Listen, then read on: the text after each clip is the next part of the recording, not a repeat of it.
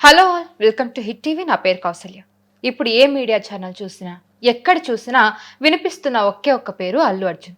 ఇప్పుడు అల్లు అర్జున్ చుట్టూ వివాదాలు చుట్టుముట్టాయి. సో వీటి గురించి మాట్లాడదాం. ఈరోజు మనతో పాటు producer and director Tammareddy Bharadwaj గారు ఉన్నారు. ఆయనతో మాట్లాడదాం. నమస్తే సార్, ఎలా ఉన్నారు సార్? సార్, ఈ మధ్య ఎక్కడ ఏ సోషల్ మీడియా చూసినా ఏ మీడియా ఛానల్ చూసినా కూడా అల్లు అర్జున్ గారి పేరే ఎక్కువగా వినిపిస్తూ ఉంది. సో అల్లు అర్జున్ గారిని నిజంగా కావాలనే ఇరికించారా, లేకపోతే ఇది న్యాయపరంగానే జరిగిందా? దేశంలో పని లేని వాళ్ళు ఎక్కువ మంది ఉన్నట్టున్నారు. ఇది చూస్తుంటే న్యూస్లు చూస్తూ ఉంటే చట్టం దాని పని చేసుకుంటా ఉంటే అవసరమై చేశారా, అనవసరంగా చేశారా, కావాలని చేశారా అని మాట్లాడితే ఏముంటుంది. ఓ ప్రాణం పోయింది, ఇంకో ప్రాణం పోయే దశలో ఉంది. పోతుందో బతుకుతుందో తెలియకుండా 12-13 రోజుల నుంచి కొట్టుకుంటాడుతాను. ఈ టైంలో జరిగిన దానికి వీళ్ళందరూ బాధ్యులే. థియేటర్ కానీ, పోలీసు కానీ, ఈయన కానీ, ఇంకొంతమంది ఎవరైతే మెసేజ్లు పెట్టారో వాళ్ళు కానీ జనాన్ని అక్కడ పోగేయటం అసలే గొడవగా ఉంటుంది. ఫస్ట్ డే రిలీజ్కి, ప్రీమియర్ రిలీజ్ కదా అది ఉంటుందని తెలిసినాక పబ్లిక్ని అందరినీ గ్యాదర్ చేద్దామని ట్రై చేయటం, ఆ రోడ్డు మీద ఉన్న ట్రాఫిక్ కావటం, ఇదంతా బయటికి రావటంతో ఆటోమేటిక్గా జరుగుతుంది కదా. So somebody should take that responsibility. ఇప్పుడు ఎక్కడో రైలు యాక్సిడెంట్ అయ్యింది. లాల్ బహదూర్ శాస్త్రి గారు రైల్వే మినిస్టర్, ఆయనంతటా ఆయన రిజైన్ చేశారు ఎవరు అడగకుండానే. అంటే that is moral responsibility.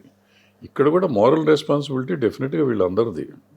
So వీళ్ళు ఫైట్ చేస్తామంటే ఎట్లా దీనికి అంటే ఇప్పుడు రేపు ఎవరైనా ఎట్లయినా చచ్చిపోవచ్చా? చచ్చిపోతే పగబట్టారు అంటారా? ప్రాణాలు ఇస్తారు వీళ్ళు ఎవరన్నా ఈ మాట్లాడే వాళ్ళంతా? అంటే అల్లు అర్జున్ గారు ఈ ప్రెస్ మీట్లో మాట్లాడినప్పుడు రేవంత్ రెడ్డి గారి పేరు మర్చిపోయారు, అందుకే ఆయన కక్షపూరితంగానే ఇదంతా చేశారు అని చాలామంది ప్రచారం కూడా చేస్తూ ఉన్నారు. సో దాన్ని పదే పదే సోషల్ మీడియాలో, మీడియా ఛానల్లో చెప్పడం వల్ల అదే నిజమని అనుకుంటున్నారు చాలామంది. అనుకుంటారు. ఇప్పుడు ముఖ్యమంత్రి అనే ఆయనకి వేరే పని ఉండదా? ఎవరి పేరు చెప్పారు, ఎవరి పేరు చెప్పలేదు, ఇవే చూసుకుంటూ కూర్చుంటారా? వాళ్ళకి వేరే పని ఉండదు. సంవత్సరంలో చేసేయాల్సిన పనులు ఎన్నో ఉన్నాయి. వాళ్ళు వచ్చి ఇంకా 1 year కూడా అవ్వలేదు గవర్నమెంట్. వాళ్ళు చేసేయాల్సిన పనులు, వాళ్ళ కష్టాలు, నిష్ఠూరాలు, వాళ్ళ పాలిటిక్స్, ఇంటర్నల్ పాలిటిక్స్, రాష్ట్రంలో సమస్యలు ఇన్ని పెట్టుకుని ఒక హీరో తన పేరు చెప్పాడా చెప్పలేదా అని ఆలోచించి మరి అన్ని పనులు పక్కన పెట్టేసి అరెస్ట్ చేయించండి అని చెప్తూ చేస్తారంటే మనం నమ్మొచ్చు అది? అంటే దీనికి బలాన్ని చేకూర్చేలా కేటీఆర్ గారు కూడా దీన్ని పదే పదే న్యూస్ ఛానల్లో వెళ్ళి చెప్పడం, ఈయన్ని కనీసం బెనిఫిట్ షోలు ఇచ్చిన ముఖ్యమంత్రి పేరు కూడా గుర్తులేదు, అలా పరిపాలిస్తున్నాడని చెప్పి ఇలా చెప్పడం, అంటే టాంటింగ్ చేయడం దీన్ని బలాన్ని చేకూర్చాయని చెప్పి చాలా మంది అనుకుంటున్నారు. రెస్పాన్సిబిలిటీ ఉన్న ఆయన ఒకప్పుడు మినిస్టర్, 10 years మినిస్టర్ చేశాడు కేటీఆర్ గారు. ఆయన ఇంత ఇర్రెస్పాన్సిబుల్గా మాట్లాడతాం అనేది చాలా బాధాకరమైన విషయం. సపోజ్ ఇప్పుడు కాంగ్రెస్ లేదు, వీళ్ళ గవర్నమెంట్ ఉన్నప్పుడు ఈ యాక్సిడెంట్ అయ్యి ఉంటే ఆయన అల్లు అరవింద్ని అరెస్ట్ చేయించేవారు కదా. ఆయనని కాదు, ఆ గవర్నమెంట్ అరెస్ట్ చేసేది కదా. ఇప్పుడు చెయ్యకపోతే ఇదే కేటీఆర్ గారు ఇంత మనుషులు చచ్చిపోతే పట్టించుకోవట్లేదు, హీరోని వదిలేశారని ఈయన అనరా? అంటే పొలిటీషియన్కి నాలుగుకి 2 వైపులా పదును ఉంటుందని వాళ్ళు ఇష్టం వచ్చింది మాట్లాడుకుంటూ కూర్చుంటే ఎట్లా? So it's a regular procedure. ఇప్పుడు దానివల్ల కొంప మునిగేదేం లేదు. అల్లు అర్జున్కి తలదీసి మొరేస్తారు ఏంటి, జైలుకి వెళ్తే వారంలో బెయిల్ వస్తుంది, వెళ్ళిపోతారు. అది సింపుల్ కేసు అది. అంటే ఆయన టోటల్గా ఆయన రెస్పాన్సిబుల్ కాదు కదా. దానివల్ల ఉన్నవన్నీ ప్రోస్ అండ్ కాన్స్ ఆలోచించుకొని మాట్లాడాలి. వాలంటరీగా ఉండాలి, అందరం స్పోర్టివ్గా ఉండాలి తప్ప దీన్ని ఇష్యూ చేసుకుని దీన్ని రకరకాలుగా మాట్లాడుకుని పొలిటికల్గా దాన్ని అడ్వాంటేజ్ తీసుకుందామని ఒకళ్ళు, ఇంకో రకంగా అడ్వాంటేజ్ తీసుకుందామని ఒకళ్ళు ఇట్లా చేయటం అనేది సరైన విషయం కాదు. ఈ సమాజం మరి ఎక్కడికి వెళ్తుందో మరి మనకు తెలియట్లేదు. ఎవరినో అంటే క్రైమ్ చేసిన వాళ్ళని అరెస్ట్ చేసినట్టుగా బెడ్రూమ్ వరకు వెళ్ళి అరెస్ట్ చేయడం అనేది ఎంతవరకు కరెక్ట్ అని చాలా మంది అంటున్నారు సార్. దీని గురించి మీరేమంటారు? సుమారుగా వెళ్ళక్కర్లేదు, వీళ్ళు అసలు ఫోన్ చేస్తే ఆయనే వీళ్ళు సరెండర్ అయ్యేవాడేమో. సింపుల్ విషయం అది. ఎంత ఇప్పుడు అల్లు అర్జున్ గారు పారిపోయి దాక్కునే అంత పరిస్థితి లేదు కదా. సార్ మీ మీద కేసు ఉంది, మీరు వచ్చి సరెండర్ అవ్వండి సార్ అంటే సరెండర్ అయ్యి ఉండేవాడు నాకు తెలిసినంత వరకు. సో బట్ వాళ్ళు బెడ్రూమ్లోకి వెళ్ళిపోవాల్సిన అవసరం, ఇంటి ముందుకు వెళ్ళి ఇట్లా ఉందంటే ఆయనే బయటకు వచ్చేవాడు, వెళ్ళేవాడు. నేను వెళ్ళేటప్పుడు కూడా చూసాం కదా, చాలా హ్యాపీగా స్పోర్టివ్గా వెళ్ళారు, సపోర్ట్ చేస్తా అన్నాడు కదా ఆయన. సో అట్లాగే ఉండేది. ఆ బెడ్రూమ్లోకి వెళ్ళటం అనేది కరెక్ట్ కాదు. ఈ జరిగిన సంఘటన అంతా అసలు ఎవరి తప్పిదం ఉందంటే ఏం చెప్పాలి సార్? అంటే పోలీసులు, అక్కడ ఉన్న థియేటర్ యాజమాన్యం నిర్లక్ష్యమా, లేకపోతే ఫ్యాన్స్ అత్యుత్సాహం వల్ల జరిగిందా? అన్నీ ఒక్కళ్ళని బ్లేమ్ చేయటానికి లేదు, అన్నీ కలిసే వస్తాయి. ఓకే. ప్రతిదానికి కారణం ఉంది, ప్రతిదాని వల్ల ప్రతి వాళ్ళు బాధ్యులే. అఫిషియల్లీ స్పీకింగ్ అందరూ బాధ్యులే. ఇప్పుడు ఆ థియేటర్లో అసలు ప్లేస్ లేదు, ఒక చిన్న ప్లేసు, ముందు పార్కింగ్లో కార్లు పెడితే ఇంకో కారు పట్టదు. ఈయన కారు వచ్చిందంటే, సెలబ్రిటీ కారు వచ్చిందంటే ఇంకా అసలు మనిషి నడుస్తానికి కూడా చోటు ఉండదు. ఆల్రెడీ దానివల్ల ఒక గేట్ మూసేసి ఉందంట, నేను వెళ్ళి చూశాను. నేను ఒకటే గేట్ ఉంది, ఆ గేట్ నుంచి లోపలికి రావాలి, బయటికి రావాలి, కార్లన్నీ బ్లాక్ అయిపోయి ఉన్నాయి. ఈ పరిస్థితుల్లో థియేటర్ యాజమాన్యం డ్యూటీ కదా ఈయన ఆపేయటం, మీరు రావద్దండి ఇట్లా చాలా గొడవగా ఉందని చెప్పాల్సిన బాధ్యత వాళ్ళకు ఉంది. పిఆర్ టీం కూడా ఒకవేళ తీసుకెళ్ళినా కానీ రహస్యంగా తీసుకెళ్ళాలి. వీళ్ళ మెసేజ్లు పెట్టి అందరూ రండి అని చెప్పి ఫ్యాన్స్ని పెట్టి వాళ్ళు వస్తున్నారంటే వచ్చి వీళ్ళు కాకుండా వచ్చి దారిని పోయే జనాన్ని కూడా పోగేస్తారు కదా. అవునవును, అందులో ఎంత చాలా ట్రాఫిక్ ఉన్న చౌరస్తది. ఎగ్జాక్ట్లీ. సో అక్కడ మరి న్యాచురల్గా జరుగుతుందని అందరికీ ఊహించిందే కదా. చిన్న ఊహించరా ఇన్ని ఏళ్ళ నుంచి ఈ థియేటర్ విషయంలో నడిపిస్తున్నారు. ఎవరిని వాళ్ళు సమర్థించుకుంటున్నారు సార్, మేము మా తరపు నుండి కరెక్ట్ గానే ఉన్నామని. థియేటర్ యాజమాన్యమేమో మేము ఆల్రెడీ పర్మిషన్స్ తీసుకున్నామని వాళ్ళు అంటున్నారు. పర్మిషన్కి అప్లై చేశారు, పర్మిషన్కి అప్లికేషన్ పెట్టారు, పర్మిషన్ తీసుకోలేదు. అదే అప్లికేషన్ పెట్టినంత లోపల వచ్చినట్టు కాదు కదా. పర్మిషన్ నేను అప్లై చేస్తాను, రాలేదు, రాకపోతే నేను చేసానంటే ఊరుకుంటారా?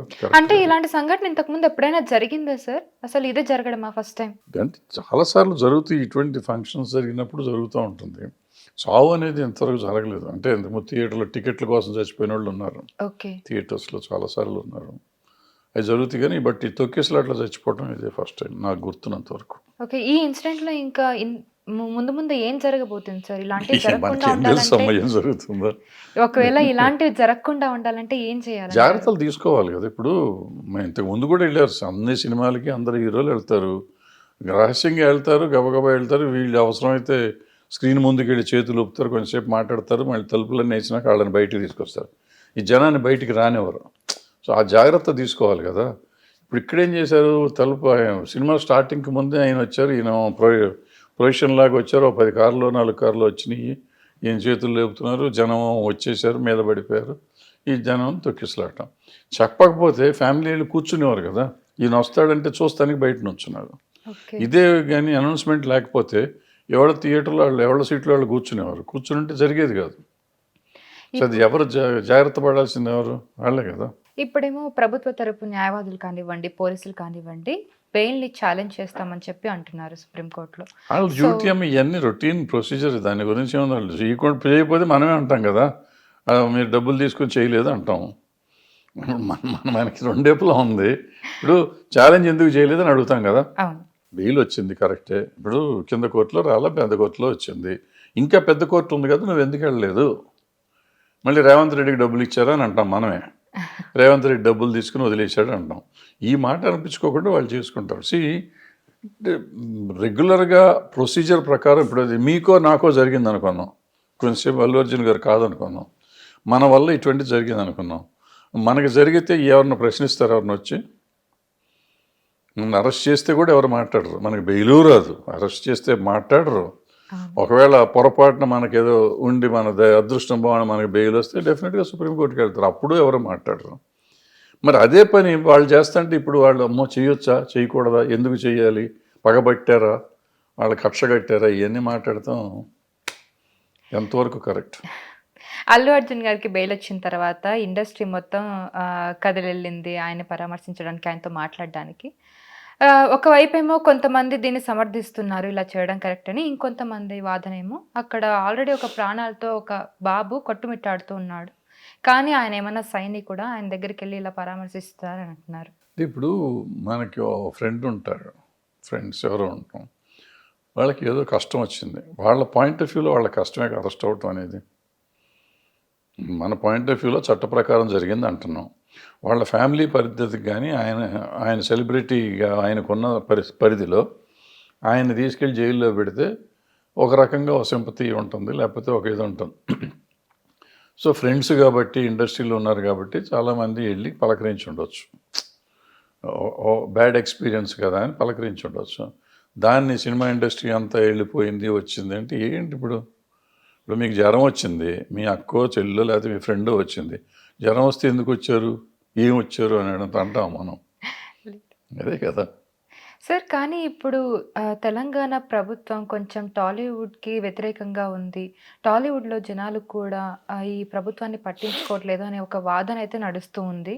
అండ్ రీసెంట్‌గా జరుగుతున్న ఇన్సిడెంట్స్ వాటిని బలాన్ని చేకూర్చేలా అనిపిస్తుందని చాలామంది అంటున్నారు. దీని గురించి మీరేమంటారు సార్? ఇంతకుముందు ప్రభుత్వం 10 ఏళ్ళు ఉంది కదా, దాన్ని ఎవరు పట్టించుకున్నారు? ఇండస్ట్రీ పట్టించుకుందా? ఎవరిని వెళ్ళారు వాళ్ళ దగ్గరికి? ఎవరిని మాట్లాడారంట? ఎప్పుడు ఎవరినన్నా ఇక్కడ న్యూస్ మీరు సెర్చ్ చేసిరండి, నెక్స్ట్ టైం ఇంకో ఇంటర్వ్యూ ఇస్తాం మీకు. ఈ లిస్ట్ తీసుకుని రండి ఎన్నిసార్లు గవర్నమెంట్ని ఇండస్ట్రీ కలిసింది. ఇప్పుడు ఎవరిని కలవరు, అవసరమైతే కలుస్తాం, లేకపోతే కలవం. అది పెద్ద ఇష్యూ కాదు, దానికి దీనికి సంబంధం లేదు. అయినా కూడా ఈయన్ని కలిశారు, రేవంత్ రెడ్డి గారిని ఇండస్ట్రీ వెళ్ళి కలిసి వచ్చింది నాకు గుర్తున్నంతవరకు. అయిపోయింది, ఇంకేముంటుంది దానికి. ఓకే.